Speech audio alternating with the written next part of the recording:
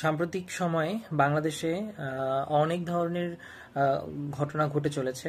তো তার মধ্যে একটি উল্লেখযোগ্য ঘটনা হলো এই যে আমাদের তাবলিগ জামাত নিয়ে বিশ্ব ইজতেমার যে ব্যাপারটা হলো, সেটা খুবই ন্যাক্কারজনক একটি ঘটনা ঘটলো। আমরা সবাই জানি বিশ্ব ইজতেমার ময়দানে সাতপন্থী এবং আলেম ওলামাদের পক্ষ থেকে যেসব লোকজন ছিল তাদের মধ্যে যে সংঘর্ষটা হলো, সেখানে 4 জন আমি শুনেছিলাম যতদূর জানি, কিন্তু আরও নাকি লোক মারা গিয়েছে আসলে, যারা কিনা মুমূর্ষু অবস্থায় ছিল।